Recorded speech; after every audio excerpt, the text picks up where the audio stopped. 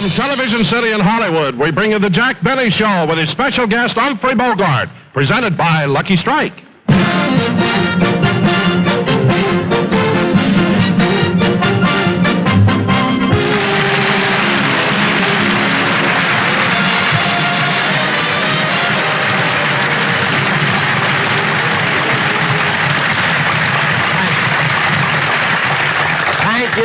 Thank you very, very much, ladies and gentlemen, and welcome to the Lucky Strike program. You know, really, you'll have to excuse me for laughing, but I just spent the most wonderful half hour I've ever spent in my life. I was listening to my own radio show. And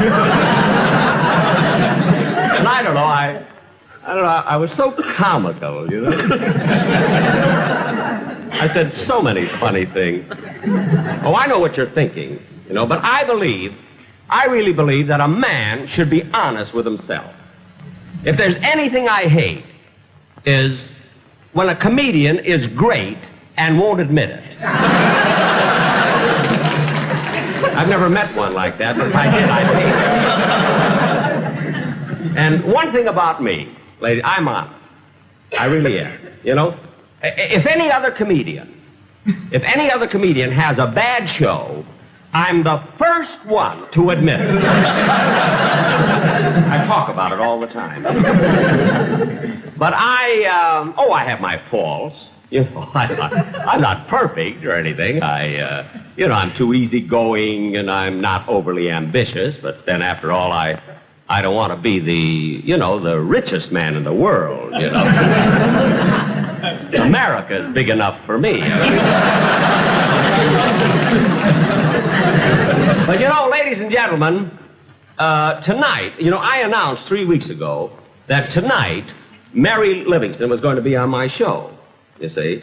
But unfortunately, we had to postpone it because there was a big mix-up and everything. You see, when the producer asked Mary to be on my show, I told Mary to ask for a lot of money, you see.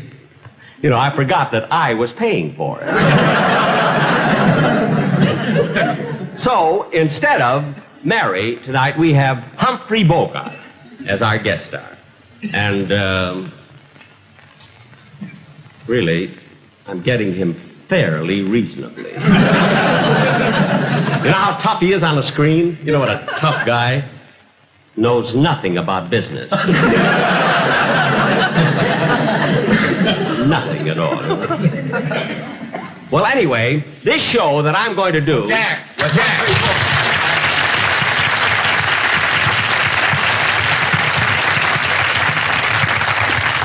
What is it, Bob? Jack, I want to talk to you a minute. What is it? Well, I just heard that you talked with the producer, and there's a possibility of my song being out of this show. Yeah, well, look, Bob, the reason for that is, see, this show is very, very long, you see, and we had to make up our minds whether we take out your song or my jokes, you see, and then we thought we would do what was best for the show. Oh, well, then my song is in. No, Bob, we felt that it would be much more important, you see, to leave in my jokes. You mean your jokes are more important than my song? Yes. My jokes stay in and your song goes out. Well, that's like keeping the smog and throwing away Los Angeles.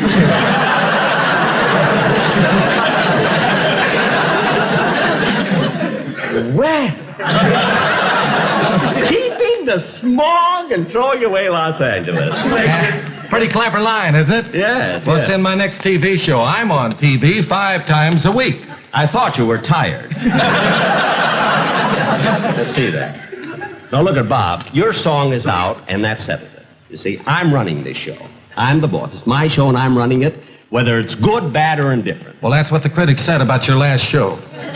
What? Said Bob was good, Jack was bad, and the audience was indifferent. Look, Bob, go and get ready for the play, will you? All right. You know, I can't understand. He's the toughest guy to get along with. You know, he's only been with me a short time, you know. And the only reason I hired him at all was because I wanted him to introduce me to his brother Bing. Then I found out he didn't even know him.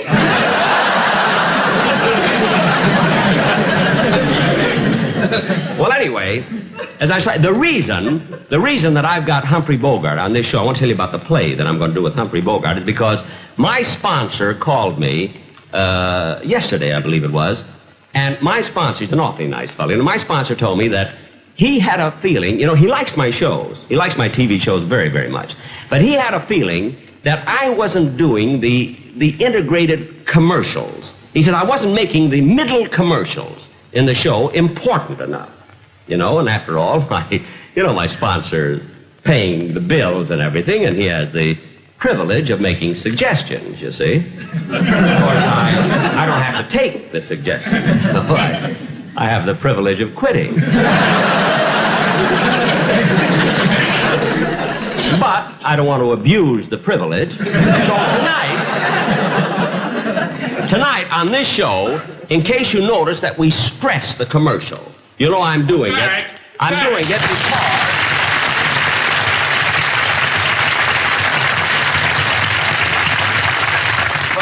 Jack, what's this I hear about you writing me out of the commercial on this show? Well, Don, look it. Wait, am I going to have trouble with you, too? You very well may. Oh, I very well may. Well, Don, The reason you're not doing the commercial, see, is because I have another very important way of doing it. Now, just a minute, Jack. Yes? What's more important about the commercial than the way I do it? Look, Don, you don't fit into it this week. No. I mean, hurting the script for the sake of your commercial is like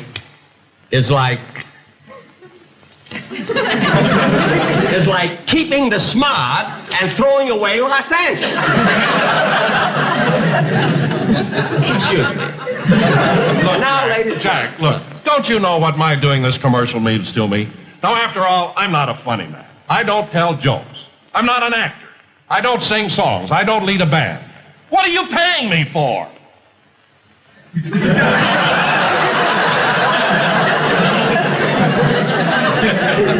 Don, you're hanging yourself. We'll talk about it later, huh? Oh, darn it!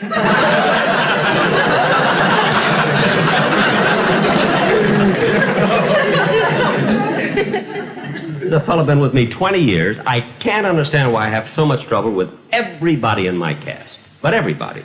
Always complaining, always unhappy. I don't know. Maybe if I gave them more money, nah.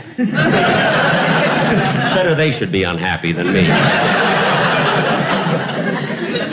But anyway, well, we've got to get on now with the show. Ladies and gentlemen, now tonight, we're going to offer a real dramatic play called Babyface, starring Humphrey Bogart.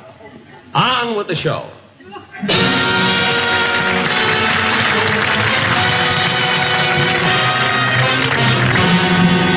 This is the 24th Precinct Police Station, situated in the heart of New York's theatrical district. This is the detective squad room. Here crime, with its quick, easy promise, is shorn of its flimsy veneer and revealed in its sordid, squalid reality. To this room come people from all walks of life. The flotsam and the jetsam, the hoy and also the polloi. The man you see at the typewriter is Detective Sergeant Crosby. The man looking through the file, standing behind Crosby to his right, which would be to your left on the screen, or to your right, and his left, well, anyway, he's Detective Wilson. And he's to everybody's right and left. You can't miss it. The men who just came in are Detective O'Brien and a suspect he had just arrested. Well, where'd you pick this one up, O'Brien? I picked them up in an alley near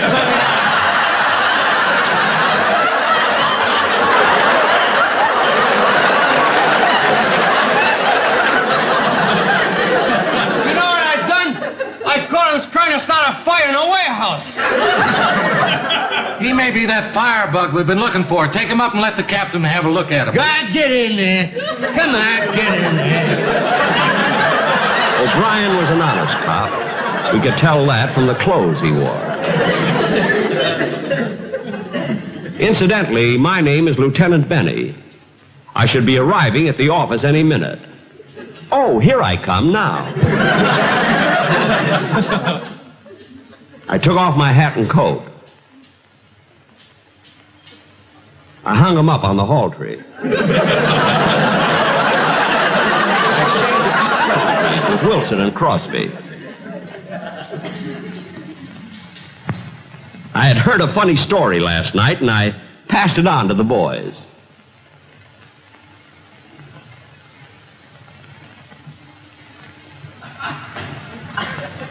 Although I was a tough boss and a stickler for work, I had a lot of charm, and the boys loved me. I didn't see that.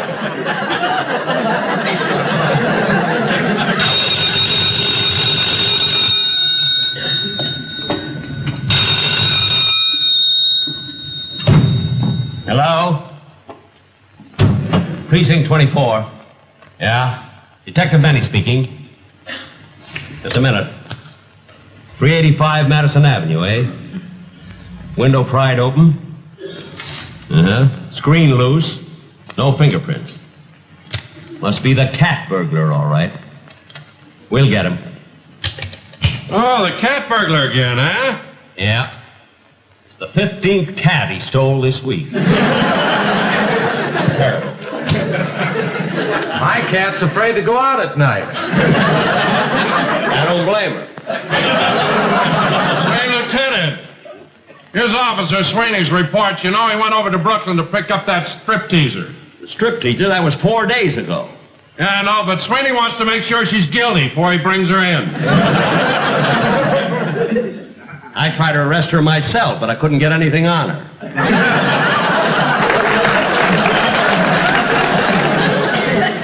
Better fix up these files.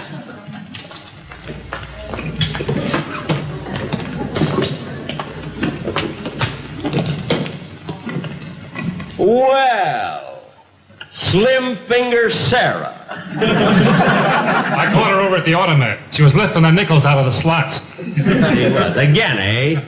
You can go, Burke. I'll take care of her. Come on. Take your filthy hands off me. Come on. I said take your filthy hands off me. All right. Don't holler. This ain't the first time you've been pinched. You're telling me I'm black and blue all over.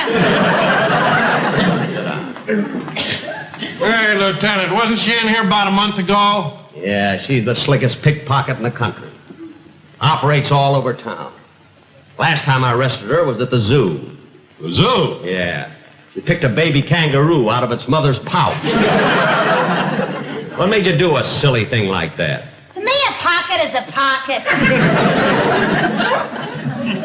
Now make it easy on yourself and sign that confession. Maybe I'll give you a break. Oh, no, you don't. I ain't signing nothing till I talk to my lawyer. And besides, I'm entitled to make one phone call. These crooks know their rights, all right. Go ahead.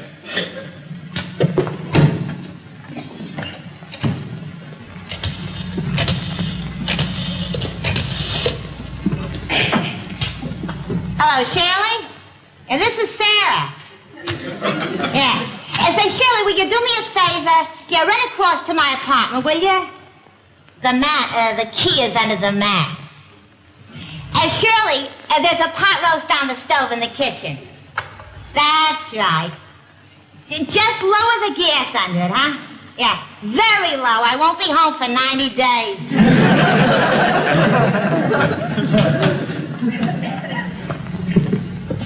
Why didn't you call your lawyer? You don't like pot roast. All right, sit down. I'll take care of you later.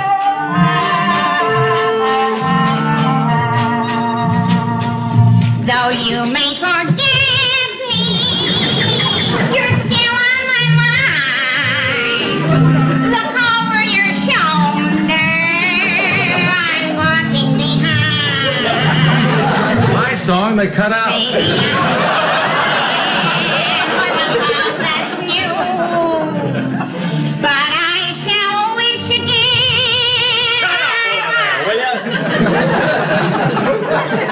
I was typing out a report on Slim Finger Sarah when the door opened. And there were Detective Simmons and Ross. They had brought in a vicious gunman, a killer named Babyface Bogart.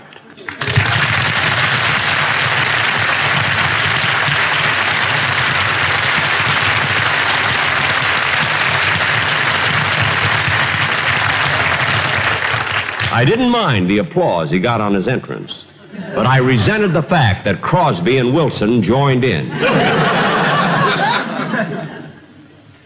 It looked like this time we had Bogart dead to rights. According to Detective Simmons and Ross, a little crook named Blinky Mason had been shot to death. They picked up Bogart a few yards from the scene of the crime with a smoking .45 in his hand.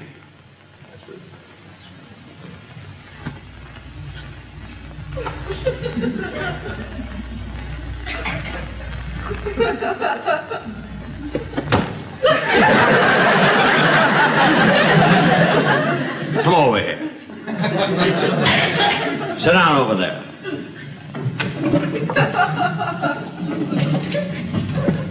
All right, babyface.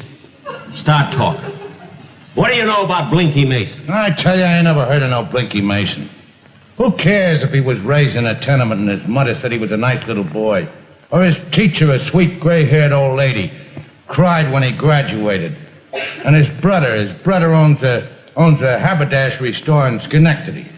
I don't even know his girlfriend, a blonde dame who works in an aircraft factory. Or his boyhood chum that ran away from home and went to Australia. Wait a minute, babyface. If you don't know Blinky Mason, how come you know so much about him? I seen it on This Is Your Life.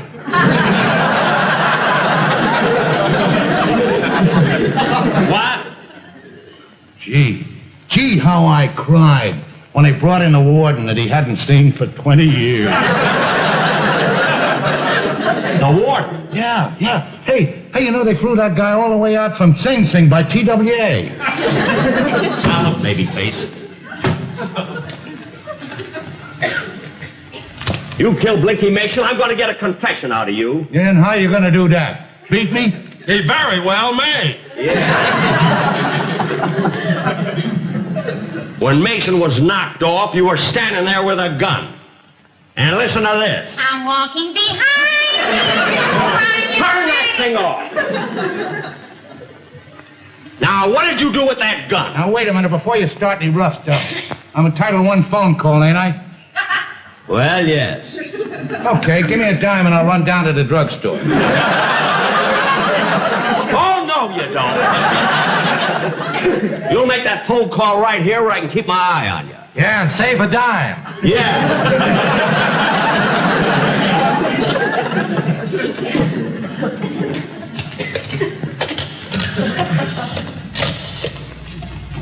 Hello, Shirley? Shirley? Yeah, well, listen, honey, this is Babyface. Yeah, well, I won't be home a little later. Oh, that's too bad. Now, what were we going to have for dinner, honey? Pot roast. I could have told him that. Why, that dirty crook. Yeah, now listen, Shirley, I want you to do something for me. You go in the living room and over by the fireplace, and inside of the fireplace, there's 2 loose boards. Now listen, you lift up those boards and you stick your arm in, and inside there's a package. Yeah, well, that's my laundry. Yeah, listen, I want it back by Friday. Why didn't you call your lawyer? Because I don't like the way he does my shirts. Now look at him. You killed Blinky Mason, didn't you? I didn't do it, and I got a witness. Oh, yeah? Yeah. Why don't one of you guys question? Time for lunch. I'll go with you. Oh, no, you don't. You're not going to leave me alone with this guy. Get over there and sit down.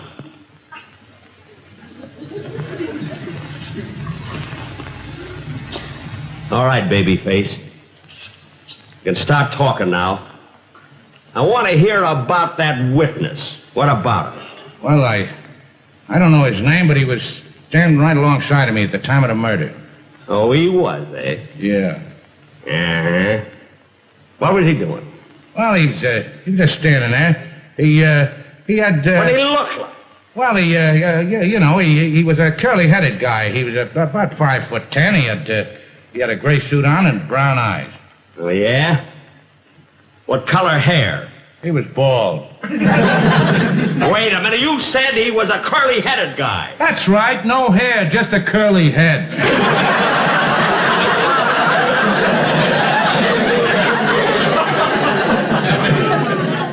I ain't buying that, baby face. Start singing. I'm walking behind. Not you.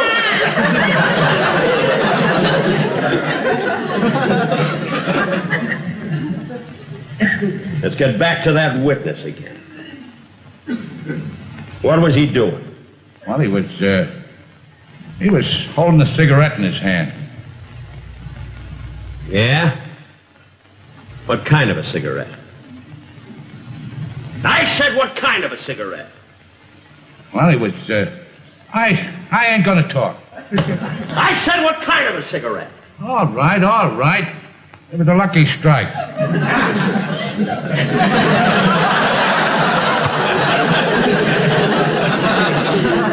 Now we're getting somewhere. A lucky strike, eh? What made you think it was a lucky strike? I ain't talking. What made you think it was a lucky strike? Because it was so round, so fine, so fully packed, so free and easy on the draw.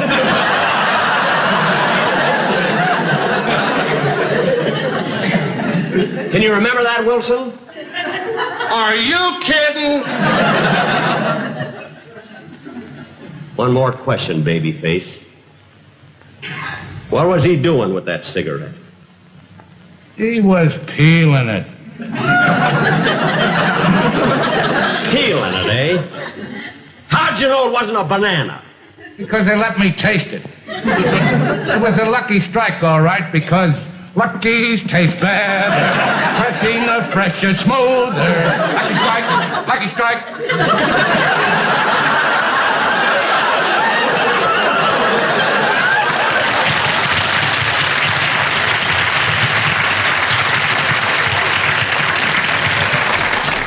All right.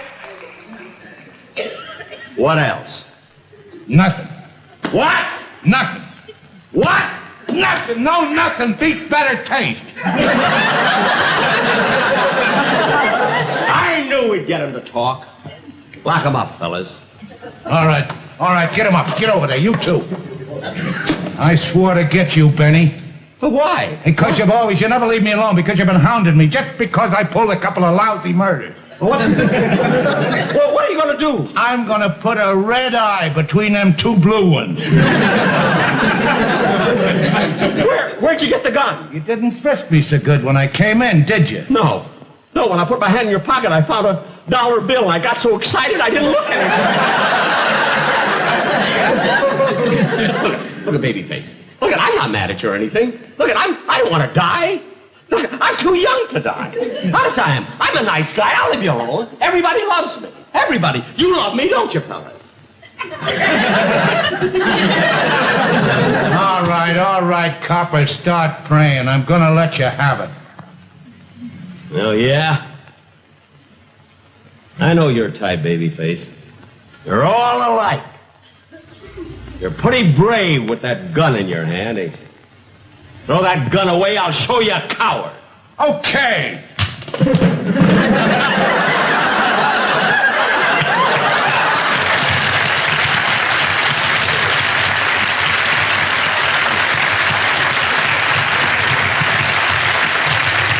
How about that? Come on, Sarah, let's go get that pot roast. Be my guest. I'm walking behind you.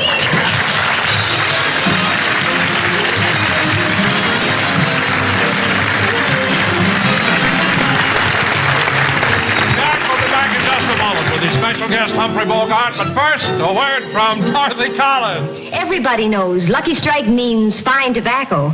Fine, light, mild tobacco that just naturally tastes better. And Luckies are made better. They're round and firm and fully packed to draw freely and smoke evenly. With fine tobacco in a better-made cigarette, golly, you're just bound to get better taste. Smoking enjoyment is all a matter of taste, you know. And the fact of the matter is, Lucky tastes better. Cleaner, fresher, smoother. Lucky Strike, Lucky Strike.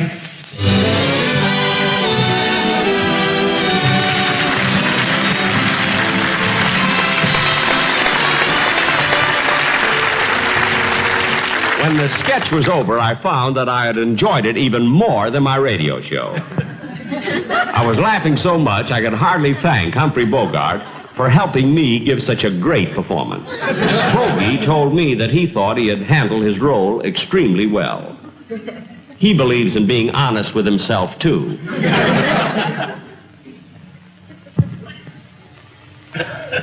Then he told me about his new picture, Beat the Devil, with Jennifer Jones. Then I told him about the last picture I made.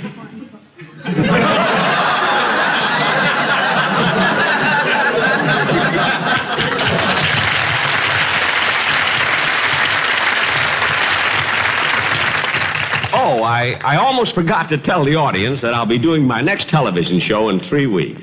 That's right, ladies and gentlemen. I'll be with you 3 weeks from today. And I believe, I'm pretty sure my guest star is going to be Johnny Ray. You see, I feel that I'm responsible for Johnny Ray's success. Because when I offered him a job a long time ago, he asked me for an awful lot of money, and I cried. And then he stole that from me. So he's going to be my guest. Thank you very much.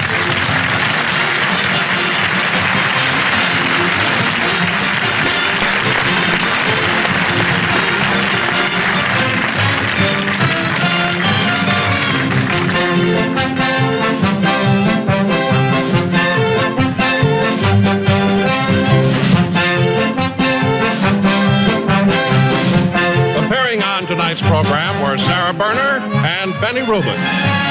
Remember, 1 week from tonight on this same station, Ann Southern returns in Private Secretary. The Jack Benny program has been brought to you by Lucky Strike, product of the American Tobacco Company, America's leading manufacturer of cigarettes. This is Don Wilson saying, be happy, go lucky.